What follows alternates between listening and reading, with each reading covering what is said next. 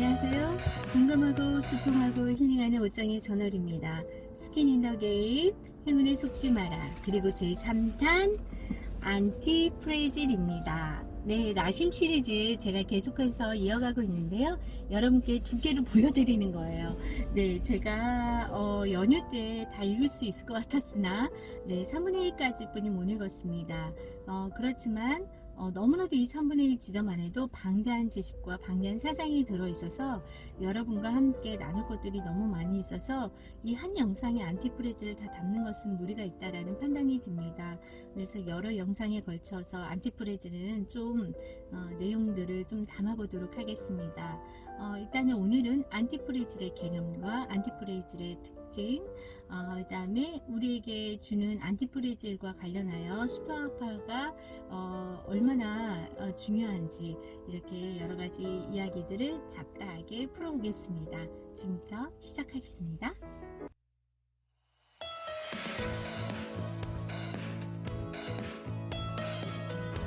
네, 먼저 안티프레질에 대한 개념은 무엇일까요? 예, 프레질은 연약한, 안티는 그 반대말입니다. 왜 이렇게밖에 설명을 할 수밖에 없냐면 이 세상에 존재하지 않는 단어입니다. 프레질을 우리가 흔히 볼 수 있는 거는 택배 상자에 깨지기 쉬운 이라고 해서 프레질이라는 단어가 있죠. 그래서 나심이 새로 만든 개념이라고 할 수 있어요. 그래서 이 나심이 어떻게 안티프레질에 대해서 설명하고 있는지 제가 읽어드리겠습니다. 시작할게요. 안티프레질은 회복력 혹은 강건함 이상의 의미를 갖는다. 회복력이 있는 물체는 충격에 저항하면서 원상태로 돌아온다. 반면 안티프레질한 대상은 충격을 가하면 더 좋아진다. 이런 특징은 진화, 문화, 사상, 혁명, 정치 시스템, 기술 혁신, 문화적이거나 경제적인 성공, 기업의 생존, 훌륭한 조리법, 법률 시스템, 도시의 성장, 적도, 지방의 산림, 박테리아 저항 등 안티프레질은 인간의 몸처럼 살아있는 유기체, 복잡계와 책상 위의 스테이플러처럼 생명이 없는 물리적 대상 간의 경계를 정해줍니다. 네, 이렇게 설명하고 있습니다. 그러면 안티프레질의 특징들에 대해서 이야기하겠습니다. 안티프레질은 무작위성과 불확실성을 좋아하고요. 책을 좋아하고 또 호기심을 좋아합니다. 안티프레질은 무질서로부터 이익을 얻습니다. 그래서 이 나심은 이 책에서 뭐라고 이야기하고 있냐면요. 프레질은 측정이 가능하지만 리스크는 측정이 가능하지 않습니다. 그래서 우리가 살면서 리스크로 인한 어려움이나 공고를 예측을 못함으로 당할 수 있습니다. 그러나 그것으로 인해 프레질해지는 것은 우리의 잘못이라고 지적을 하고 있습니다. 예, 연약해지면 안 된다는 것이지요. 또 하나의 개념을 이야기하는 게 호르메시스라고 소량으로 독성물질을 섭취하면서 건강에 이로움을 얻는 거예요. 그러니까 옛날 고대에 네로 황제 이야기를 하면서 서로 거기는 권력 다툼이 심하니까 서로가 서로를 암살할 때 이렇게 음식에 독약을 넣어서 이렇게 죽이잖아요. 근데 그거를 서로 압니다. 제가 나를 죽일지. 그러나 그거를 조금씩 소량으로 넣는 것입니다. 그래서 그거를 몸에 적응하는 것이죠. 이게 굉장히 우리 몸을 안티프레질하게 만듦으로 인해서 강건하게 된다는 것이죠. 이거에 더 나아가서 이 나심은 그 프레질리스타까지 언급을 하고 있는데요.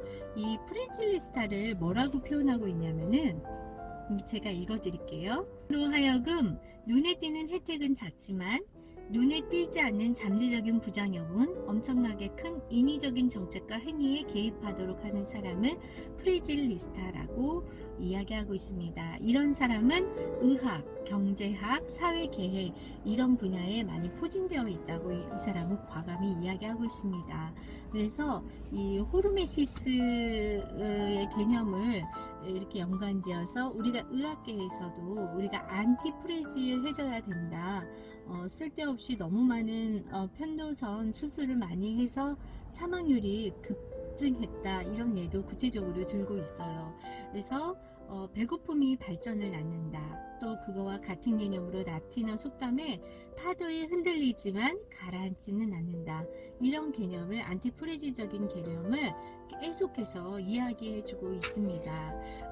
또 가변성 없이는 안정도 없다는 이야기를 계속해서 이야기하고 어설픈 개입에 대해서 그 위험성에 대해서도 몇 페이지에 걸쳐서 이야기하고 있습니다. 한번 읽어드리겠습니다. 시스템은 개인의 이기적인 목표를 집단에 이로운 결과로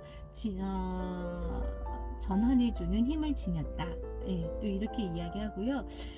특별히 이제 여러분 꾸물거림에 대해서 나는 왜 이렇게 꾸물거릴까? 이런 심리학적인 그런 것도 되게 많은데요. 이 나심은 꾸물거림의 예찬론이었어요. 이 꾸물거림에 대해서도 이 사람은 이야기를 다루고 있었는데, 꾸물거림은 정보를 잘 걸러서 섣부른 판단을 하지 않도록 해준다라고 이 꾸물거림에 대해서 장자 3페이지에 걸쳐서 이야기를 하고 있더라고요. 그래서 신경 과민인 사람처럼 막 이렇게 하지 말라고 하면서 데이터가 더 많이 쌓일수록 개입하게 된다는 것이죠. 그래서 우리가 실생활에서 잡음과 소음을 구별하지 못하고 진짜인 정보에 귀 기울이지 못하고 막 소음에 잘못된 판단을 내릴 경우가 많기 때문에 꾸물거림이 지금 현 시대에는 필요하다고 이야기하고 있습니다. 왜냐하면 좋은 정보를 섣부른 판단을 하지 않도록 이 꾸물거림이 장치적으로 막아준다고 이야기를 하고 있더라고요. 그래서 최선의 해법은 이 사람이 이야기하기를 작은 변화에 관심을 갖지 말고 큰 변화만 보는 것이라고 이야기를 하고 있었고요. 정보의 공급을 최대한 자연스럽게 제한하는 것이 개입을 완화하기 위한 최선의 방법이다 라고 이야기하고 있었습니다. 탐욕에 흔들리지 않는 세상, 더 바람직하게는 탐욕을 비롯한 인간의 결점으로부터 혜택을 얻는 세상을 만드는 것이다 라고 이야기하면서 실패를 예측하거나 예측하지 못하는 것은 중요하지 않습니다. 라고 이야기하고 있습니다. 또한 영역은 사회, 경제, 문화에 있고, 그 다음에 우리가 이 책에서 뭐라고 하냐면요, 잘 속아 넘어가는 사람들의 특징에 대해서도 이야기를 하고 있더라고요. 이 사람 잘 속아 넘어가는 사람 특징 중에 뭐가 있냐면 예측하는 사람이라는 거예요. 이러한 사람은 속아 넘어가기도 쉽고 잘 상황에 흔들리기 쉽다는 것이죠. 그렇기 때문에 우리가 스토아 철학을 잘 중심을 잡고 이 스토아 철학이 모든 불행에도 흔들리지 않게 해준다고 이 나심은 스토아파에 대해서 예찬을 하고 있었습니다. 그래서 여러분 제가 지난번에 올드 타입과 뉴 타입에 대해서 올려드렸었는데요. 그거 이제 궁금하신 분은 찾아보시면 되는데, 이 올드 타입 특징이 미래를 예측하는 것이었거든요. 예측을 하면 잘 속아 넘어가기 쉽습니다. 즉 사기당하기 쉽다는 것이죠. 우리는 산업화 시대, IT 시대를 거치면서 그때에는 그러한 인재상이 필요했었던 것이죠. 그러나 지금은 그렇지 않다는 것이죠. 네, 여러분 오늘은 제가 여기까지 읽고 이제 요약을 해드렸는데요.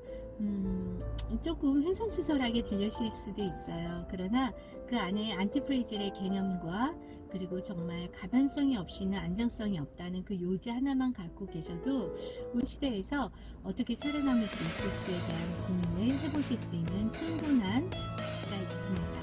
여러분 남은 시간도 여러분 화이팅 하시고요. 제가 또 남은 거 읽고 또 요약해서 여러분 찾아뵙도록 하겠습니다. 여러분 행복하세요.